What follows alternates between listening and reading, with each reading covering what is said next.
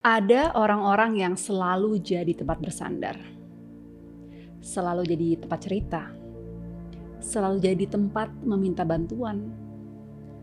Tapi nggak ada yang pernah nanya, kalau kamu sendiri gimana? Selamat datang di Sadar Circle, bareng aku, Irene The Journal. Tempat kamu pulang ke diri sendiri lewat journaling, mindfulness, dan refleksi diri. Pernah nggak kamu perhatiin? Orang yang paling sering ditanya, kalau kamu gimana? Biasanya justru bukan orang yang paling kuat. Orang yang paling sering ditanya, kamu baik-baik aja kan? Biasanya justru orang yang paling terlihat rapuh, yang terlihat kesulitan, yang terlihat membutuhkan bantuan. Dan itu wajar. Manusia emang akan mendatangi orang yang terlihat membutuhkan pertolongan. Tapi ada kelompok lain yang sering sekali terlupakan.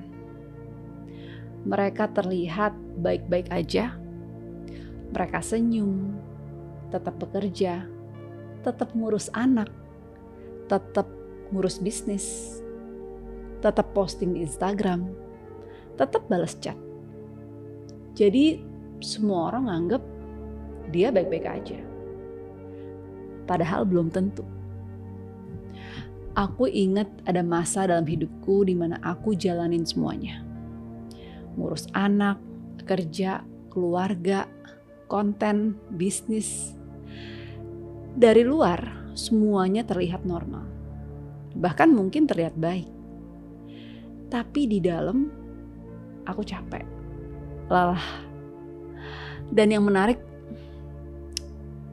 gak banyak orang yang sadar. Karena aku gak nunjukinnya. Aku tetap produktif, tetap senyum, tetap hadir. Dan aku mulai sadar sesuatu. Kadang orang yang paling membutuhkan ruang adalah orang yang terlihat paling gak membutuhkannya. Dan mungkin itu kamu. Mungkin kamu adalah orang yang selalu dicari ketika ada masalah. Kalau ada konflik keluarga, orang akan telepon kamu.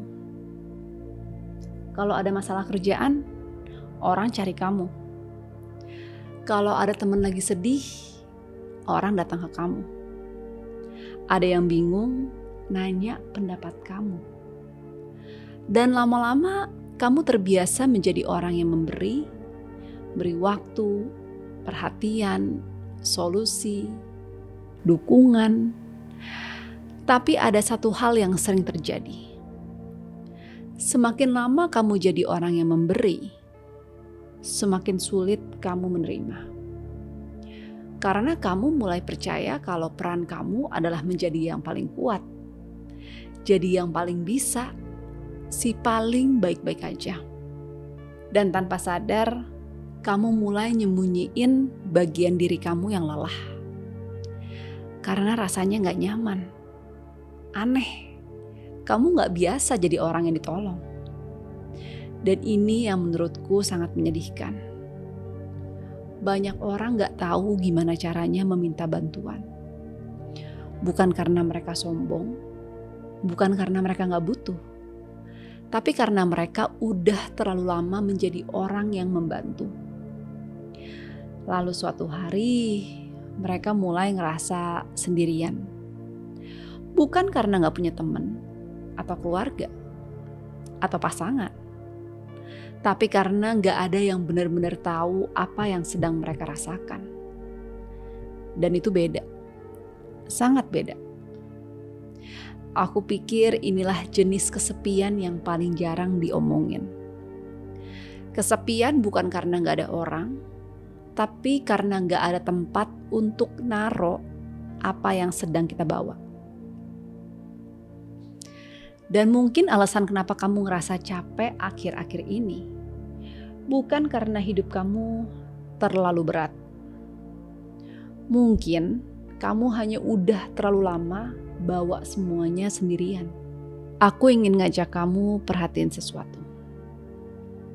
Sejak kecil, sebagian besar dari kita diajarin satu hal. Cara menjadi seseorang. bukan cara menjadi diri sendiri ya, cara menjadi seseorang. Kita dipuji ketika kita berhasil. Kita dipilih ketika kita berprestasi. Kita dihargai ketika kita berguna. Kita diterima ketika kita memenuhi ekspektasi. Dan pelan-pelan, tanpa sadar, kita belajar sebuah persamaan. Kalau aku berhasil, aku berharga, aku berguna, maka aku dicintai. Kalau aku membuat orang lain senang, aku diterima. Sekarang aku mau nanya, berapa banyak keputusan dalam hidup kamu yang sebenarnya lahir dari rasa takut? Bukan dari keinginan, tapi dari rasa takut. Takut gagal, takut ngecewain, takut dianggap gak cukup, takut gak diterima, takut dianggap egois atau malas. Karena aku ngeliat ini di banyak orang. Dan jujur, aku juga pernah hidup seperti itu. Aku pikir aku lagi ngejar impian. Padahal seringkali yang aku kejar adalah rasa aman. Ada bedanya. Sangat besar bedanya. Kita pikir kalau bisnis ini berhasil, aku akan tenang. Lalu kamu bisnisnya berhasil. Tapi ternyata gak tenang. Kita pikir kalau followersku lebih banyak, aku akan lebih pede. Lalu followers kamu beneran bertambah. Dan ternyata masih ada tuh rasa kurang. Kita pikir kalau aku udah punya rumah, atau target ini tercapai, atau kalau anak-anak sukses, baru aku bisa santai. Baru aku bisa nikmatin hidup. Baru aku bisa nafas. Tapi anehnya, garis finish itu tuh terus bergeser. Selalu ada target berikutnya, level berikutnya. Dan kita terus berlari, kita kejar. Aku pernah nyadarin sesuatu yang cukup menyakitkan. Mungkin yang aku cari selama ini bukan pencapaiannya, tapi perasaan yang aku harapkan datang setelah pencapaian itu. Karena sebenarnya siapa sih yang bangun pagi dan mikir, aku ingin punya 100.000 follower? Enggak ya. Yang kita pengen adalah apa yang kita pikir akan diberikan oleh 100.000 follower itu. Mungkin pengakuan, validasi, rasa cukup, rasa aman. Siapa yang benar-benar pengen angka di rekening? Yang kita cari kan sebenarnya adalah kebebasan, keamanan, ketenangan. Masalahnya kita seringnya tuh ngejar simbolnya, bukan kebutuhannya. Dan itulah kenapa banyak orang sukses tetap ngerasa kosong. Karena mereka ngedapetin apa yang mereka pikir mereka pengen. Dan ternyata bukan itu yang mereka butuhkan. Aku ingat berapa tahun lalu, aku terus pikir, aku mau next goal, next achievement. Dan kalau dipikir-pikir lucu ya.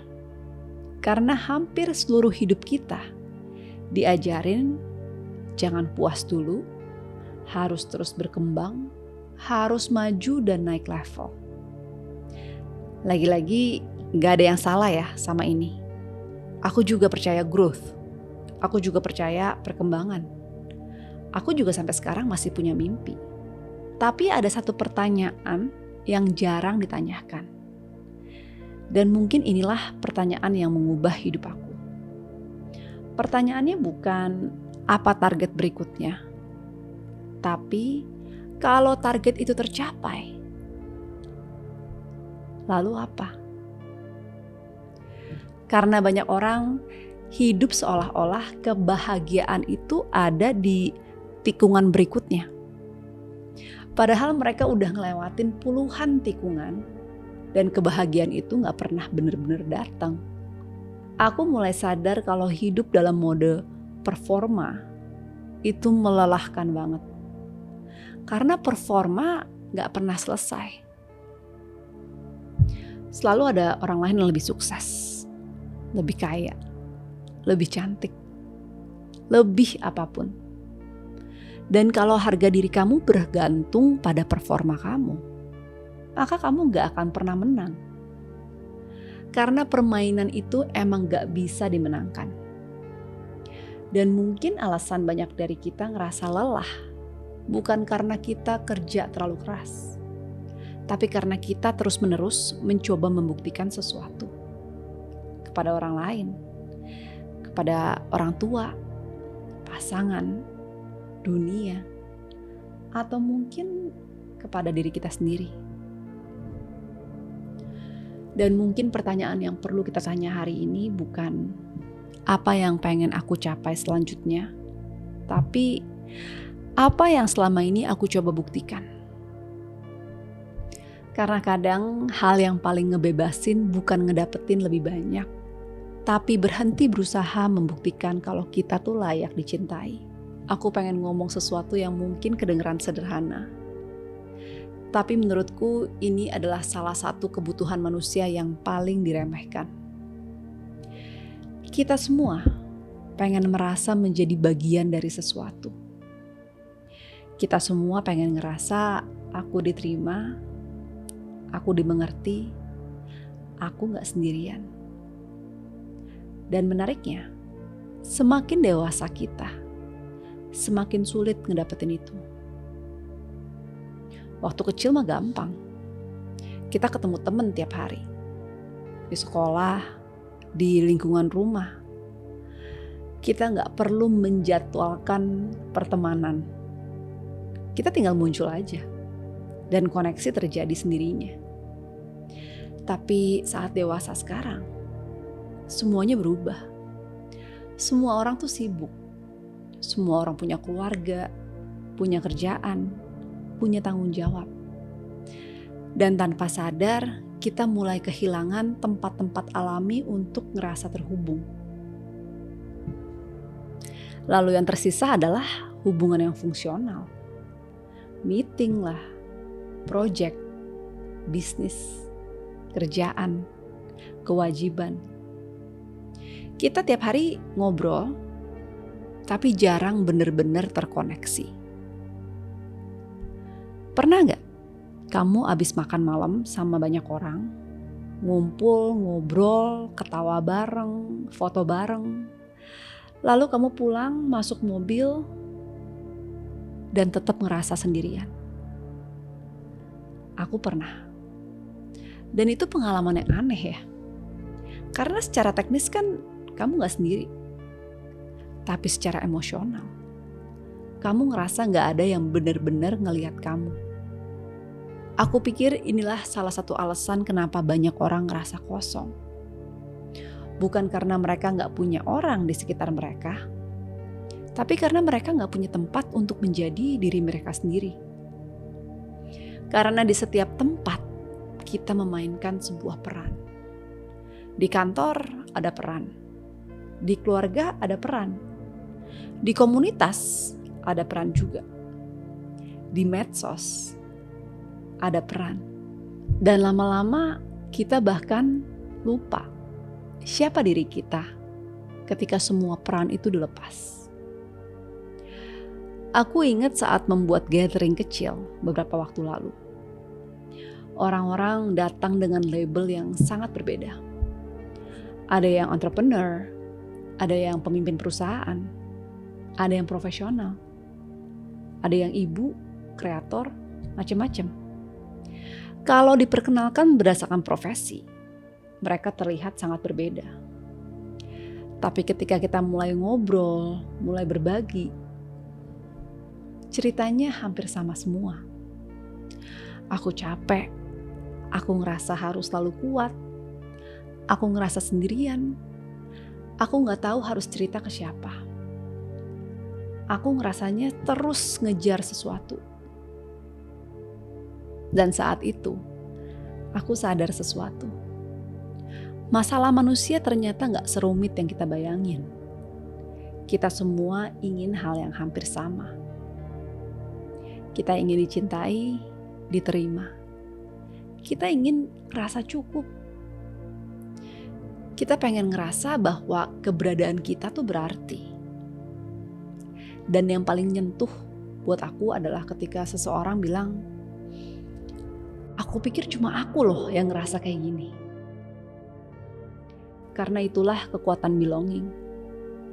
Belonging bukan berarti semua orang tuh sama. Belonging bukan berarti semua orang setuju. Belonging adalah perasaan, aku bisa menjadi diri aku sendiri di sini. Dan menurut aku itu semakin langka. Kita hidup di era yang paradoks. Belum pernah dalam sejarah manusia kita begitu terkoneksi.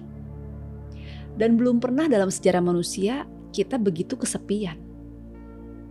Kita bisa ngehubungin siapa aja, kapan aja, dari mana aja. Tapi banyak orang gak punya satu orang pun yang benar-benar tahu apa yang mereka sedang rasakan. Dan aku lagi gak bicara tentang jumlah temen ya. Aku lagi bicara tentang kedalaman koneksi. Karena ada perbedaan besar antara dikenal dan dipahami. Banyak orang kenal kamu, tapi berapa banyak yang benar-benar paham sama kamu? Berapa banyak yang tahu apa yang bikin kamu takut? Apa yang bikin kamu lelah? Apa yang bikin kamu nangis? Atau apa yang sedang kamu perjuangin? Sedikit, sangat sedikit. Dan mungkin itulah sebabnya banyak orang ngerasa seperti lagi bawa hidup sendirian. Aku makin percaya bahwa salah satu bentuk penyembuhan yang paling kuat bukanlah informasi, bukan teknik, bukan strategi, tapi pengalaman sederhana ini. Duduk di ruangan dan sadar kalau kamu gak sendirian. Karena saat itu, sesuatu dalam diri kita tuh melunak. Kita berhenti bertarung, berhenti pura-pura, berhenti mempertahankan citra.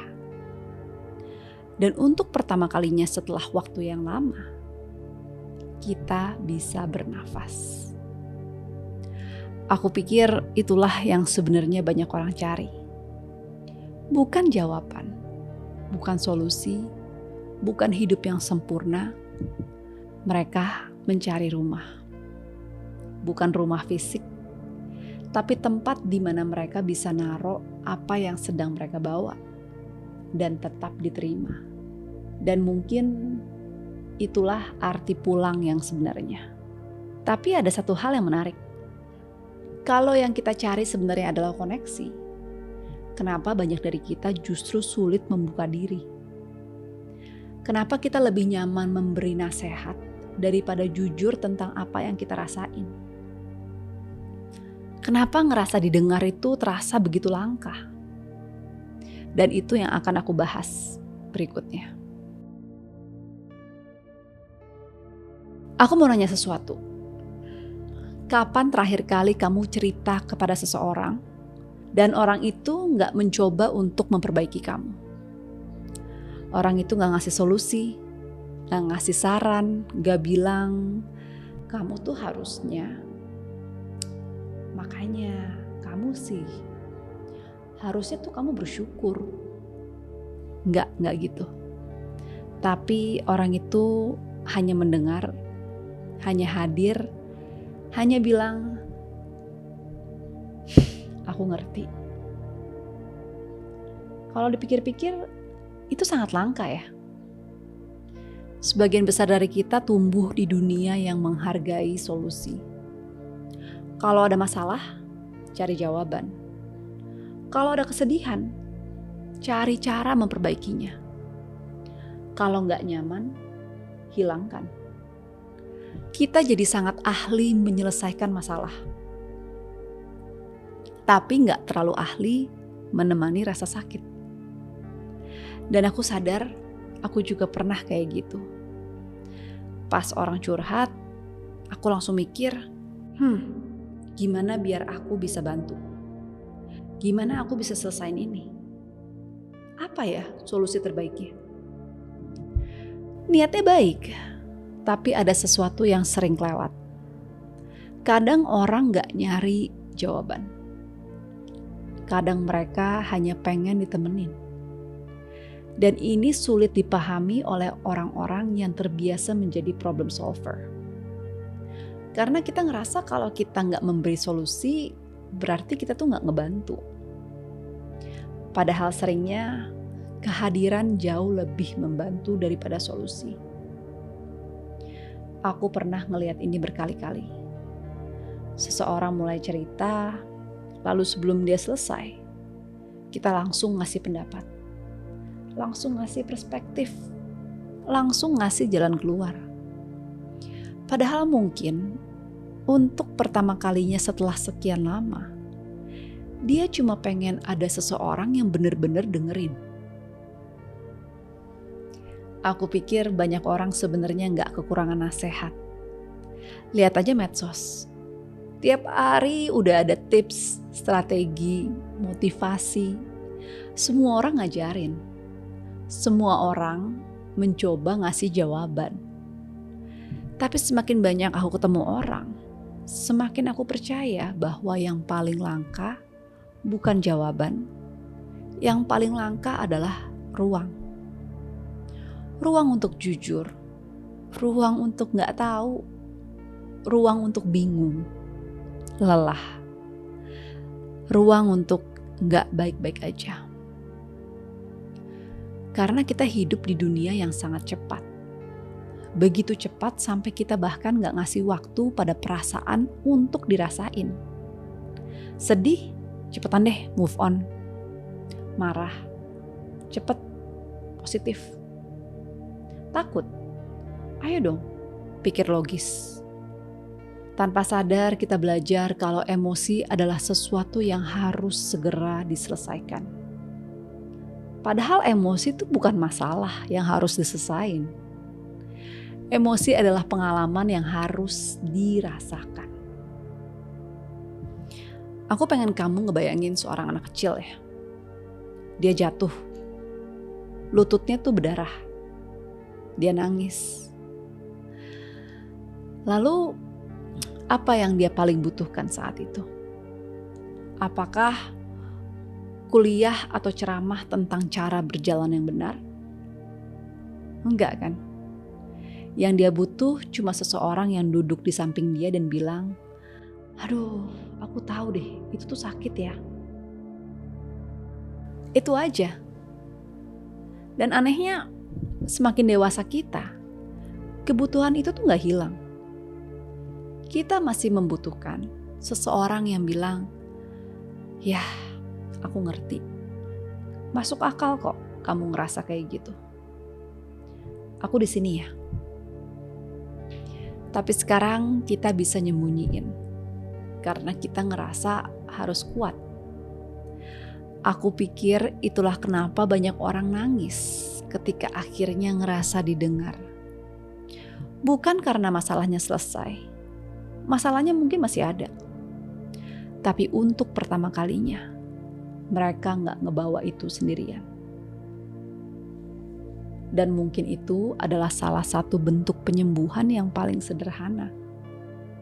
Bukan ketika seseorang memberi kita jawaban, tapi ketika seseorang bersedia duduk bareng kita dalam pertanyaan.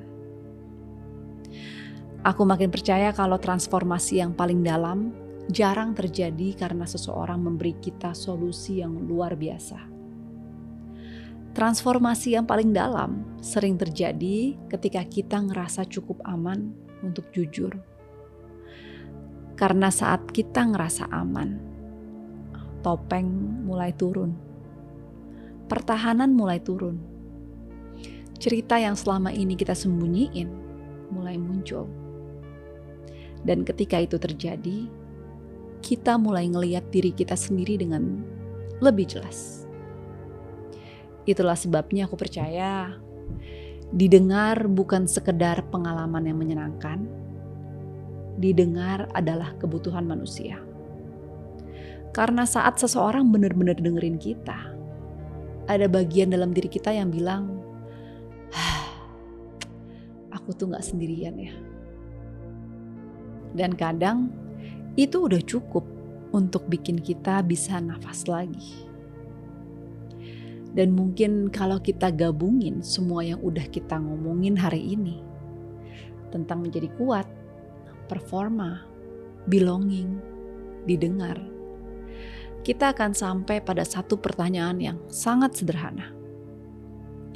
Kalau selama ini aku sibuk jadi siapa yang dunia butuhin, siapa sebenarnya diriku? Dan gimana caranya balik lagi ke sana? Kalau kamu masih di sini, aku pengen ngajak kamu berhenti sejenak. Gak perlu nyatet, gak perlu analisa, gak perlu nyari insight. Hanya dengerin aja. Karena mungkin selama 1 jam terakhir, enggak. Karena mungkin dari tadi sebenarnya aku lagi ngomongin satu hal yang sama dengan nama yang berbeda-beda. Kita ngomongin tentang menjadi kuat, tentang performa, tentang kesepian, tentang belonging, tentang didengar. Tapi kalau aku tarik benang merahnya, aku pikir semuanya bermuara pada satu hal. Begitu banyak dari kita yang udah terlalu lama ninggalin diri kita sendiri. Kita ninggalin diri kita sendiri demi diterima, demi dicintai, demi menjadi anak yang baik, atau pasangan yang baik, atau orang tua yang baik, menjadi orang yang bisa diandalkan. Dan pelan-pelan kita menjadi sangat ahli ngebaca kebutuhan semua orang, tapi kehilangan kemampuan ngebaca kebutuhan diri sendiri. Aku mau nanya sesuatu. Pertanyaan sederhana, tapi jangan dijawab terlalu cepat.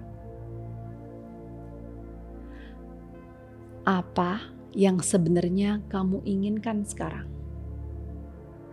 Bukan tahun depan, bukan 5 tahun lagi, bukan target hidup kamu, tapi sekarang. Apa yang sebenarnya kamu inginkan? Menariknya, banyak orang gak bisa jawab ini. Karena mereka udah terlalu lama hidup untuk orang lain. Mereka tahu apa yang diharapkan pasangannya. Mereka tahu apa yang diharapkan keluarga, perusahaan, masyarakat. Tapi mereka nggak tahu apa yang mereka sendiri inginkan.